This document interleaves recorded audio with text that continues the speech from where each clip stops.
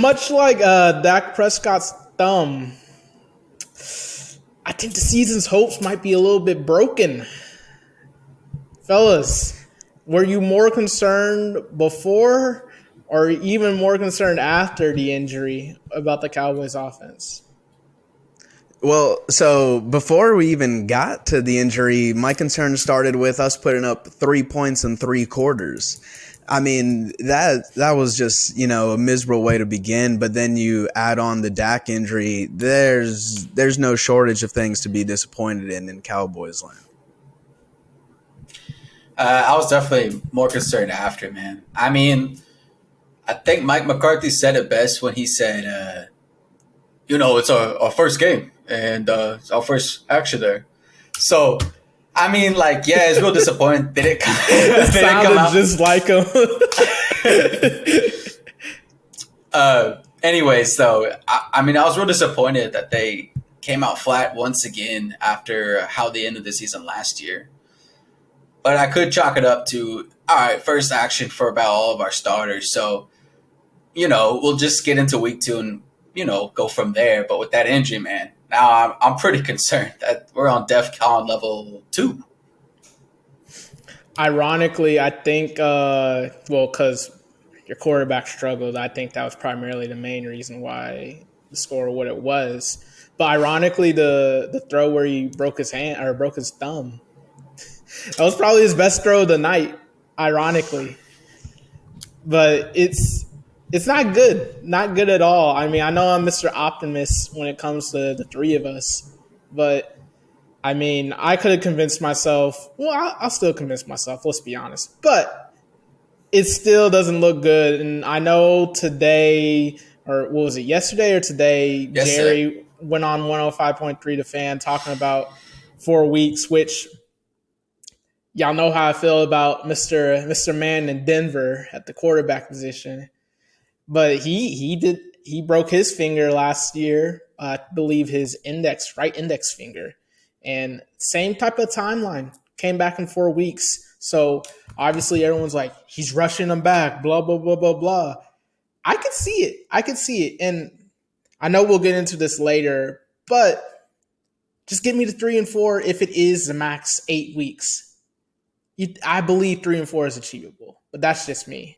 And any thoughts from y'all about the what Jerry had to say this week about the injury after the surgery? Yeah, that felt like posturing for let's make the fan base feel a little bit better. The season's not over. That's how that man talks. Well, my sources are telling me here. Let me look at my notes here. He ain't got no sources. Wait. Hey. All right, let me see here. That it was actually not as bad as it first looked. After he went under the knife, I think he can come back earlier than the 8 weeks. And I think it's a little bit different from what Russell Wilson had, Justin. So 8 weeks, I think, is on the long end of the spectrum. I am worried, though, that Jerry Jones will force Dak to come back too quickly and then okay. have a Tony Romo situation. I'm tired of this narrative of why am I – well, first of all, sound weird. I'm sticking up for the Joneses. But I'm tired of this narrative of that they're putting a gun to that man's head and saying, you're going to go out there, boy, and you're going to go play.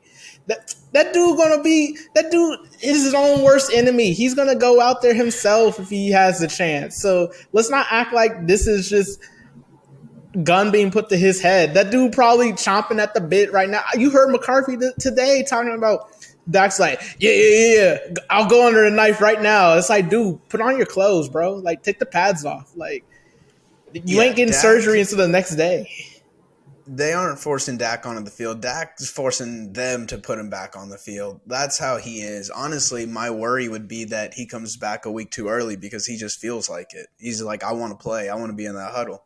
And, I mean, we've seen him come back from injuries early, and it either causes a second surgery or you go into the season completely exhausted and you strain your calf. I think Dak, he definitely has the work ethic for it, but now it's patience. Just let the injury, let it heal properly, and then come back. I'm trying to watch Cowboys football, so I want that man back ASAP. I don't want to watch Cooper Rush for more than 4 or 5 weeks if I can help it. So, all that being said, I agree with you, Rudy. I don't want that man to re-injure himself and come back too early. But come on, let's be honest. After week, 6, we're going to be begging for Dak to come back. I'm telling you. So before we get into like Doomsday and all that stuff, I want to give some credit to the offensive line in some areas. Some areas, still 6 of our 10 penalties was offensive line. Still too much. We don't need that. But as far as the rookie stepping in, I think Tyler Smith played very well. And so I think that's a good positive to look forward to, not just for the season, but the future as well. So I do want – sorry? Oh, Rudy, that was an excellent segue, but I'll let you finish because I got something to back up what you just said. Well, yeah, I just think that as far as the doom and gloom, it's not all negative. There are some positives, and that's what I was trying to bring up. But go ahead. Yeah. Yes. Perfect segue once again. Love it. What I don't love is the play of your quarterback, but I do think he's going to be fine. However, I'm tired of this. Sky is falling. Man, I can't believe that they let Amari go. They let Lyle go. Okay. Let me first start off with this. Isn't it ironic how the same people that are like, you need to hold them accountable. You need this, that, and the other when some little minor thing that a superstar does or a Pro Bowl or all-star level player does. You know how that same subsect of people are always like, you got to send a message or something like that. Y'all know what I mean? I got you. All too well. Isn't it a little ironic now that same group of people is just like, how could you let Amari go? He's the heart and blood of the passing game. Like, it's like, dude, y'all been crying about that dude's availability as far as the vaccine. You cry about his effort from time to time. And I guess that from what we could tell, the Joneses, quote unquote, had enough of it. I don't agree with it, but isn't that what y'all wanted? But all that aside, back to the first original point. Your offensive line, all in all, like Rudy said, was fine. Most of those sacks that Dak took, it was either on Dak or Tony Pollard. Well, yes, Tony Pollard. That man was not doing well in that pass protection. And there's several plays where Dak missed open receivers. I'm telling you, open receivers. So, okay. First, I'm going to take you through the first half. First 5 drives of the half. Key plays in those drives. So I'll be quick about it. So first drive. It's after the Pollard reverse the second time around when they tried that tidbit thing. Bro, that play was so dumb. After that, I was like, all right, McCarthy, come on. Take over that spreadsheet. Okay. That menu. Second play on that drive. They run a bubble screen to CeeDee Lamb. Dalton Schultz. Sorry. Doesn't want any contact. I swear, if you get that, if he gets that block, you're talking maybe touchdown. At worst, you're in the red zone. So that ended the first drive, so to speak, because he ended up in 3rd and long. Second drive. Got bad pass protection. I believe it was actually second drive. I'll just chalk it up to it happens. They got good players too. Wasn't necessarily a mistake on y'all's end. Just it is what it is. The third drive. Everybody griping at CeeDee Lamb. Yes, he could have caught it. Yes, he could have done a better job. He has the drop issues. But Rain, Dakota, what are we doing, man? That was late. I mean, yeah, but if you're wide receiver 1, you got to make that play. You're going to have to bail out your quarterback sometimes too. So let's just say, I'll agree with you, but let's just say like they both failed. And that's really disappointing when you're elevating one guy to wide receiver 1 status and you're looking for the other guy to make big time plays. But this was an easy throw. For some reason, I don't know if it was rust. I don't know if it was he didn't play any preseason games. I don't like that argument, but I don't know if he's just nervous or if he was just didn't have any good chemistry with the receivers. That man, he was hesitating multiple times, just clutching the ball when it's like, dude, just let it rip. I've seen you make that throw before. What are you waiting for? So obviously you had that drop. Fourth drive, OPI by CeeDee Lamb sets you back. But go to the interception. I believe it was 3rd and 10. Kellen Moore didn't do you any favors on that play. The man said 4 verts, and Dak said, somebody down there, and just threw it. And that, I mean, I could see where he was going, but it's like, bro, you ain't got the skill set to make that throw. So that's the interception. And, I mean, that was pretty much the end of – well, actually, there's one more drive before the end of the half. That got derailed because your boy Tony Pollard and Matt Forniak completely whiffed on Shaq Barrett. But like it would be one thing if one of them whiffed, but both of them whiffed back to back. And see, little things. Throughout the whole course of the game, there was a whole bunch of throws where Dak could have easily made those throws. Like I said, just hesitating. So it's not a fact of, can the O-line held up? They kind of held up, in my opinion. Can the receivers get open? There were opportunities for receivers to get open. It's all about just letting it rip. Yeah, and I think I believe it was Devin White who came out after the game talking about the Cowboys game plan this year as opposed to last year, and was it easy to shut down and all that stuff. And he talked about how he knew the exact routes the receivers were going to run were going to be quick, stops, slants, anything to get the ball out fast. They knew the offensive line had some holes in it, and so they took advantage of that. Farniak just got bullied the entire time he was on the field. So, I mean, I think Tampa Bay – he didn't do that good. Tampa Bay, they were on him as far as their defense on Kellen Moore. And so the hope is that we don't run into that again, but I can't tell you it won't happen again where they just have our number like that. Because we are predictable. I still got to go back to McCarthy, maybe just saying like – or just rusty with Dak Prescott kind of – I don't – Justin, you were trying to figure it out when you were watching film. You don't know if he was just – too frenetic. He didn't have enough I'm telling you, Ian, stuff to get ready. There were certain plays, especially in the second half. I don't know if he was just rattled or like just didn't trust anybody. But I think on an example, there's this one drive in the third where they ended up converting a couple of first downs on that drive. But there's several sequences in the drive where he makes life so difficult for himself. It's a swing pass to Pollard that – for some reason, he clutches it 2 times, and then it throws it to him. It could have been easily a 10-yard gain.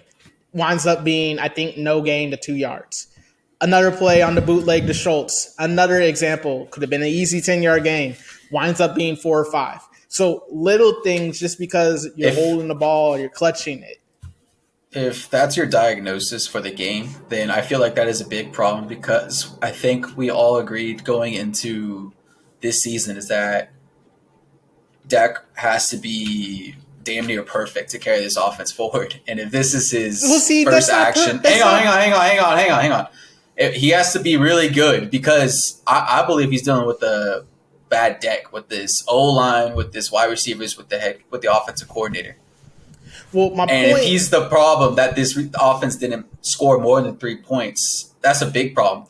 And if it's rust, if it's just no chemistry, not trusting his players or something like that, too many new elements into the game, well, guess what? It's not going to get any better with him being out for the next at least 5 weeks. So we don't even get to see him gel. He's going to have to come back and probably shake, and he's going to be expected to shake that rust off. Well, my point is I don't think it's the worst thing in the world for that to be your problem because he's had off games before and then responded. He works hard. He watches film. He does this, that, and the other. The thing is, too, he was making the right reads. It was just he was second-guessing himself, and I'm willing to chalk it up to it's just the opponent. But that's just me. Boy, but how many times last season – sorry, I cut you off there. But how many times last season it's just the opponent, and that opponent happened to be San Fran, Arizona, Well, Heck, see, there's two parts to this equation because Rudy touched on this a little bit earlier about the Bucks knowing what they were doing on certain situations. And boy, oh boy, Kellen Moore did not make life easy. But I'm not going to just. I'm gonna be fair to both Dak and Kellen Moore. So Dak did some things wrong. Kellen Moore did some things wrong. What Kellen Moore did wrong is almost every a good amount of money downs, third down. That boy, what does that boy typically like to run? What did him and Scott Linehan love to run? Sticks at the numbers, or sticks at the sticks. And boy, oh boy, did they almost a lot of them third downs. You had a good amount of them receivers running sticks, and boy, there's something about when you a DB and you ain't got and you know what you don't feel threatened at all, and you don't even have to get in your pedal. Life's gonna be difficult for whoever's the quarterback. So the offensive coordinator's gotta be better. Dak's gotta be better. Everybody's gotta be better. But like, I'm not gonna sit here and pretend like there's no opportunities, that they're just inept of an offense. No, there was a lot of food left on the bone, and that includes you got to run the ball. I thought the way we ran was odd too, where it was very predictable. He can run in between the tackles, and Tony's just always outside the tackles. Predictable or not, they were moving the ball that way. Sure, but predictable is what we just talked about with Kellen Moore against Tampa Bay and how predictability screwed us. So we shouldn't fall into the same patterns over and over and over. We have to be unpredictable. And that includes varying the way that we run both Zeke and Tony. How about you, when you have a drive going, you don't call a double reverse on the first drive of the game? That was probably the worst call I've ever seen. I mean, that's not true because we also saw Seattle and the New York Giants last year running a quarterback sneak on 3rd and 5. But man, that was so silly. Like, why are you trying to get tricky already? And yeah, being too cute. But I want to also allude going back to them being way too predictable, because a lot of the cases, you get yourself in 3rd and long. And no, 2nd and long, 3rd and long. And guess what these Tampa Bay linebackers did? And these Tampa Bay linebackers, they're fast, dude. Not every linebacker core is going to be like that, but those boys, they are fast, so there's zero room for error. But every single time when you got in a long situation because you kind of screwed yourself over, them boys weren't even thinking about anything short or thinking about anything coming in a run. They just immediately ran to the sticks and clouded the areas. So you made it a lot easier for them by the way you set yourself up on 1st and 2nd down, but you also made yourself very predictable where they don't even have to really think about anything. They just really just went out there and play. So what changes that in the future? You mix it up. Throw a couple underneath routes. Get Kellen Moore out of there. You mix it up. You throw a couple routes underneath. You throw a couple screens, like little things. You can't throw screens I know it sounds ironic, but I guarantee you, a screen. Schultz gonna whiff on that block. A screen to Zeke or Pollard would have loosened up them linebackers, because man, they were flying out of there. They were begging you to throw a screen. They're begging you to dump it off underneath, because as soon as that ball was snapped on 3rd and long, boy, they're putting on a clinic on how to cover a zone as a linebacker. I mean, it was special, but you also got to make things a lot more difficult for your opponent. I feel like that was the message going into the end of last season, and then week 1, we're already hearing that complaint. Like last year. I'm just telling you what it is. No, I know, but you can't just look at it in a vacuum. You have to look how it kind of relates to the way we ended last season. And if we're still predictable going into this new season, boy, it's going to be a rough one for the offense.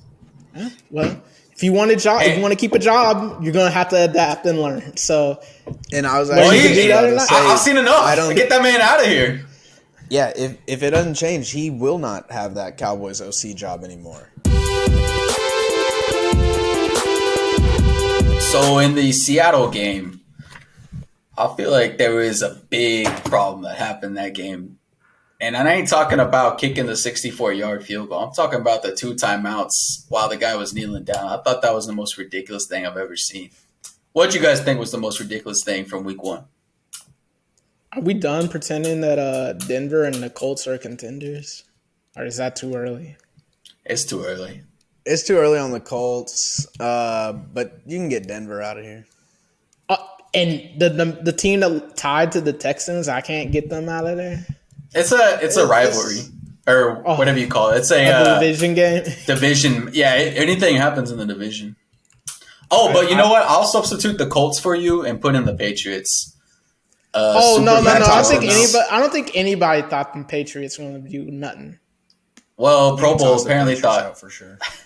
Pro Bowl thought Mac Jones was worthy. Maybe he was a sub, but he was an I think his time is. Go ahead and toss the Titans on that pile as well. Oh, I cannot believe a positive word about the Titans ever. I cannot believe them boys lost to the Giants, the G-men. God, miserable.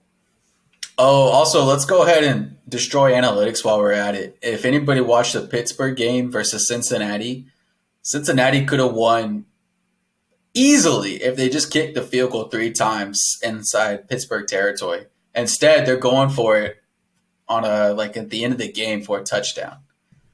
And then to make things worse, they kick a field goal at the 8 in overtime, on 3rd down. You mean, on 3rd and 8? 3rd and 8 without a long snapper. After you already got your extra point block that would have won you the game at the buzzer.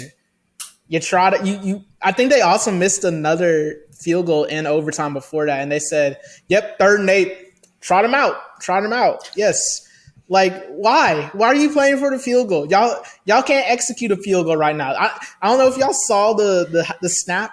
Boy, that dude was, and the first one looked like a slow pitch softball, like in a beer league or something. But Minkah Fitzpatrick, the GOAT, bro. He's that guy, bro. Minkah Fitzpatrick's that guy. Actually, no, that's the game of the week just because of the theatrics. Ian, go ahead and tell me about the mouthpiece again. All right, so this is the moment where the announcers get super horny for players being players. And what I mean by that is one of the things they love to say is, he's just hurting his team right now. And I don't know why he's acting like that. So what happened was they went for it on 4th down. They throw like a fade to the corner of the end zone to Jamar Chase. He doesn't catch it. The Pittsburgh Steelers jaw at him. And Jamar turns around, looks at him, and he sees the mouthpiece dangling, and in true Aqib Talib fashion, swipes it from the face mask.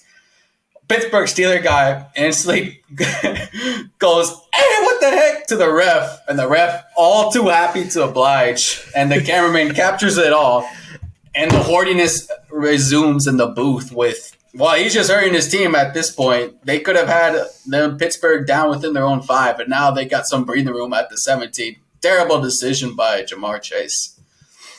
And then my second favorite part of that game is the refs all too eager to throw a flag at the end of the regulation when Minkah Fitzpatrick blows up a receiver. I think he went shoulder to chest. Yeah. And they said, and so that gives them, I think, a 1st down on, I believe it might have been 3rd down, I believe. And Bengals again throw to the end zone, and old boy would have caught the game time touchdown, and Minkah Fitzpatrick blows him up again. And then he immediately gets up and looks at the ref and goes, "You gonna call it?" Well, the ref didn't call that one, but I'm gonna have to call a flag on the Panthers journalism team.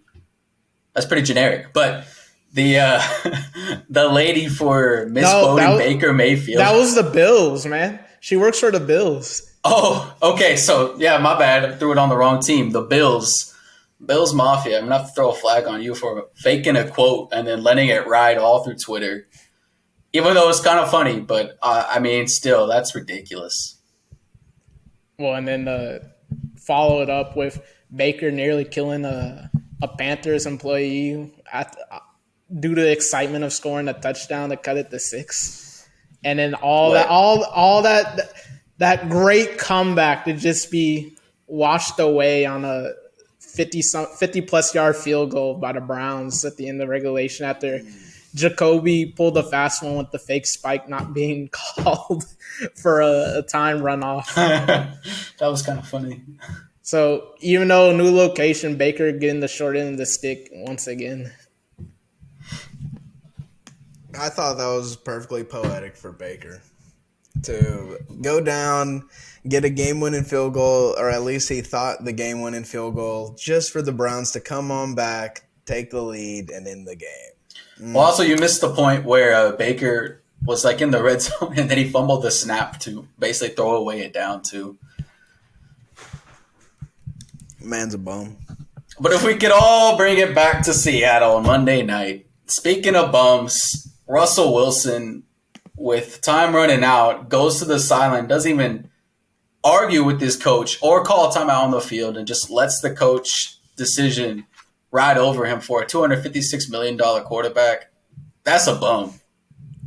I'm telling you, bro, I've been pushing that agenda. I've been pushing, but y'all ain't want to believe me. But I'm telling you, this year, I was told this was a ready-made team to win the Super Bowl. Coughing it up on the goal line multiple times. Russ playing stinky.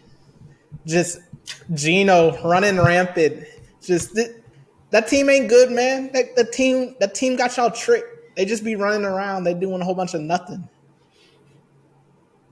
Yeah, I think as far as week one letdowns, they're up there with Green Bay as the biggest ones. Or I'm gonna give Ivermectin a pass. He always gets a week one pass. He always does. They played stinky last year. So other disappointment would be the Colts for tying the Texans. Rudy, I told you, man. They got that Super Bowl ready defense, and they got a good veteran like Matt Ryan at the helm. He's gonna lead them. But talk about disappointment. What's with all the kickers, man? It's looking like college football out there. No, I don't even get it. And like the worst thing in the kicker argument, and it's factual, but like someone will point out that the field goal percentage is higher today than it was blah blah blah years ago. I get it, but I'm watching terrible misses, like 20-yard kick misses and stuff like that. I don't get it. Well, misses at the worst time. That's so many. Oh my! The New Orleans Atlanta game. I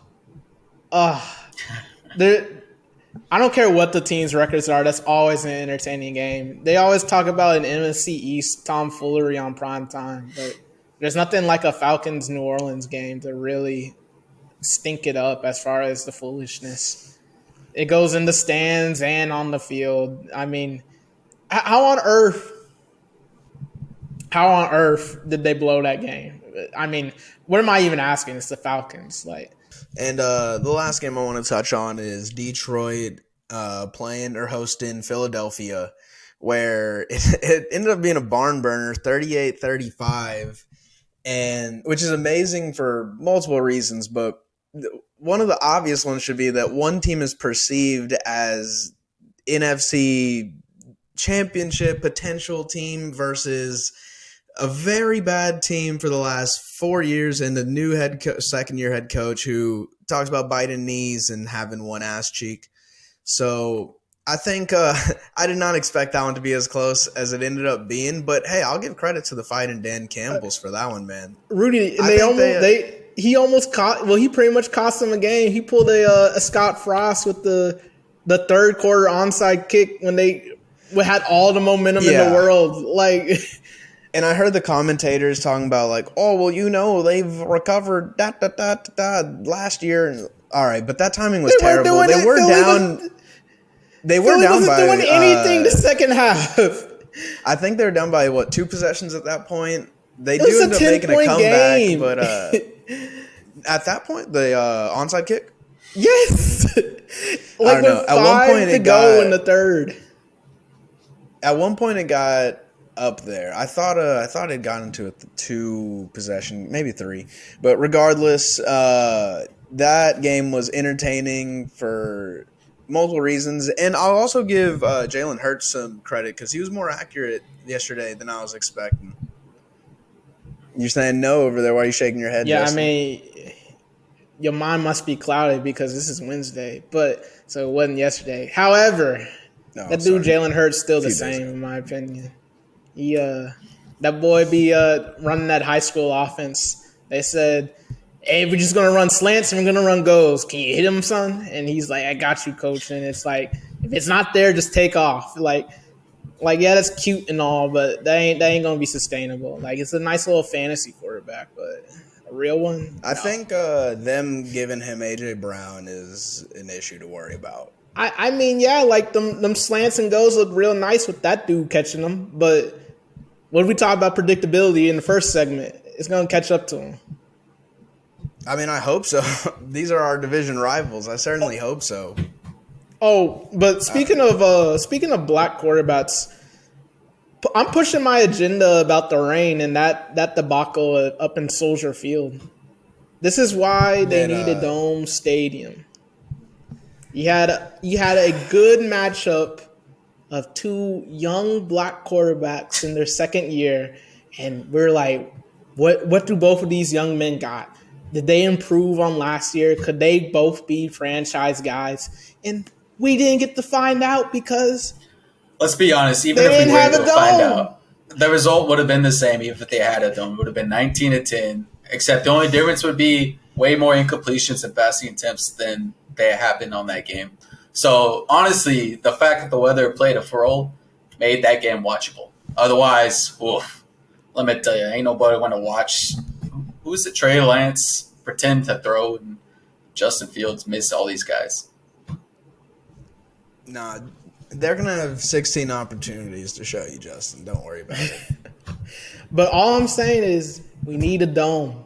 So every new stadium, the city of Chicago agrees with me. They're gonna get a dome. Vito. The suburbs of Chicago agree with you. Another prime example of why that agenda needs to be pushed.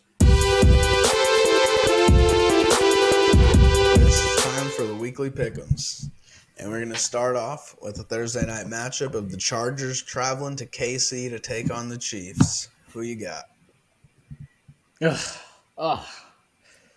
Oh, we forgot about the Chargers Raiders game, but still, I really don't like either one of these teams. But I'm gonna go Kansas City. Yeah. Ian? Give me the Chiefs. Chief. Yeah, I'll go ahead and ride with the Chiefs there at home. Moving on to Sunday, we have the Patriots traveling to Pittsburgh. Who you got there? Oh, Pittsburgh, easy. Easy money. Steelers. Not as easy, but I'll say Pittsburgh as well. Moving on, we've got the Panthers traveling to New York to take on the Giants. Ugh. Give me the Faker. Yeah, I'll take the Faker as well. I'll say the Giants make it too. All right, moving on, we've got the Jets traveling to Cleveland to take on the Browns. Who you got there? Cleveland might be going 2-0. Man, those Jets were pretty pathetic. I like their defense, but I think I'll take Jacoby. Yeah, Cleveland for me. Moving on, the Colts traveling to take on the Jaguars. Oh, Who you got? oh. The scene of the crime of Carson Wentz's debacle last year. I'm gonna go with the Jags, man. They looked a little bit better. Who did they lose to? Week one? They lost to the Commanders. The Commanders. Oof. Once again, I don't understand AFC South, but that just sounds disgusting. I hope that's not on national television. Give me the Colts. Go ahead and give me the Matt Ryans. Moving on, we've got Tua Tags and the Dolphins going to Baltimore to take on the Ravens. Who do you got there? Give me Lamar. This is a revenge game for him, right? Didn't they lose to them last year? Yeah, that Alright, show me the money. Give me Lamar there. I am also going with the Ravens and Lamar. That better be. What time is that game? Noon. Ooh, I hope that's All right. Moving on to another Florida team. Tampa Bay is traveling to New Orleans. Who do you have in that matchup?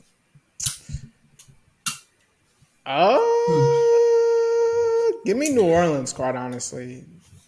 That the old man, he needs to go be a better family man. So Whoa. Give me the Bucks. All right. And I'm going to go ahead and go with the Saints. Moving on, we have the Commanders taking on the Fighting Dan Campbells and the Lions. Who do you got there? Give me That's the actually a Fighting good Dan game. Campbells. oh yes, I think everyone wants the Campbells, man. Like All right. I'm going with the Commanders to get it oh. done. All right, moving on. Seahawks traveling to San Fran. Who do you have there? Ooh, this one's tough. Give me Because- G. No. Yeah, I think I'm gonna ride with the Hawks. All right, give me those losers in the rain, the 49ers.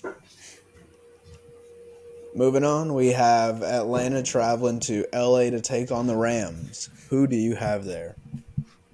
The Rams. Yeah, give me the Rams. Just ram it, baby. Oh. All right. Oh, that's a song.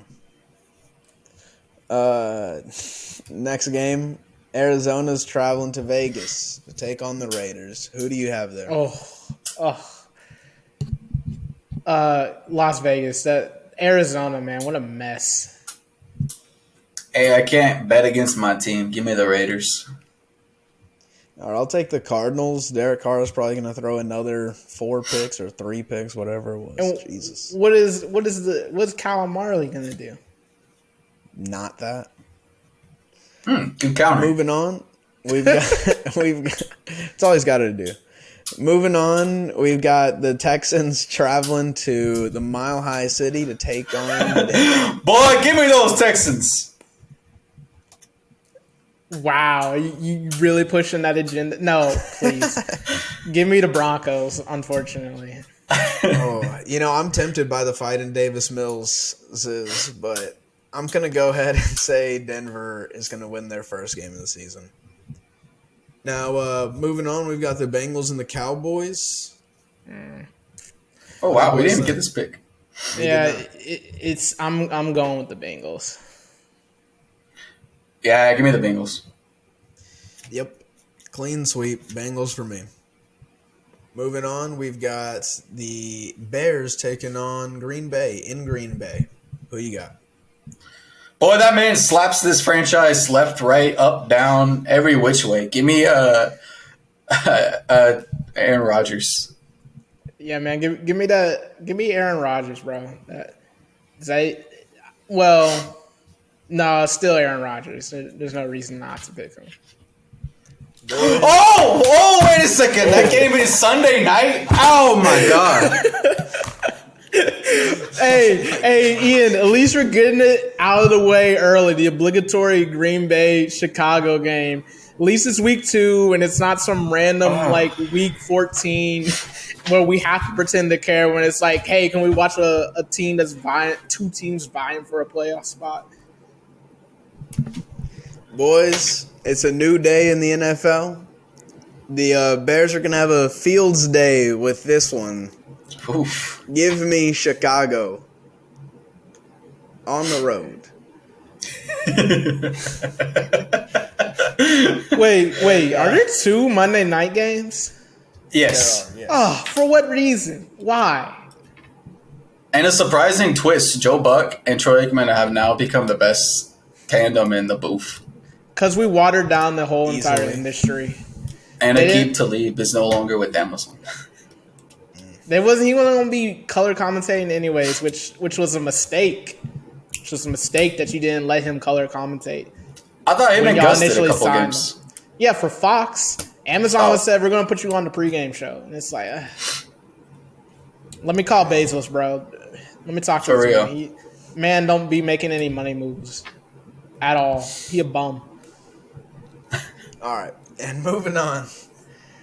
Amazon, if you want to sponsor this podcast, we're still open to that. We've got the Titans traveling to Buffalo in an outdoor stadium with Justin Loves. Who do you got? Buffalo. Bro, we got 2 Monday night games, and both of these are stinky. Give me Buffalo. Yeah, Buffalo. Hold on, before And we move on, finally- Rudy, I'm tired of this consensus that, hey, it's a foregone conclusion that we're going to have Buffalo, Kansas City in the AFC Championship. Bro, this is the NFL, bro. That stuff don't happen. Don't be making those Super Bowl picks in week 2. Come on. Get Give better, a third team everyone. to suggest. Get better.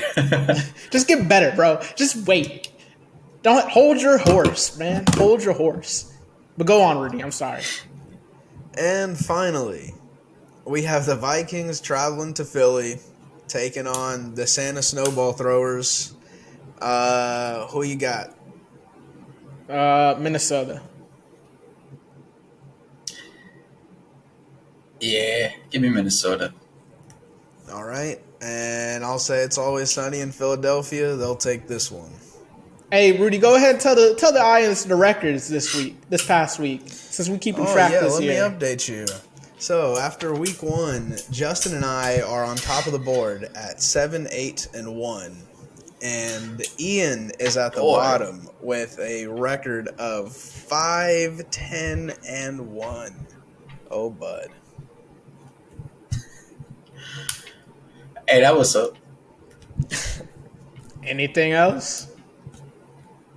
All right, I got you later.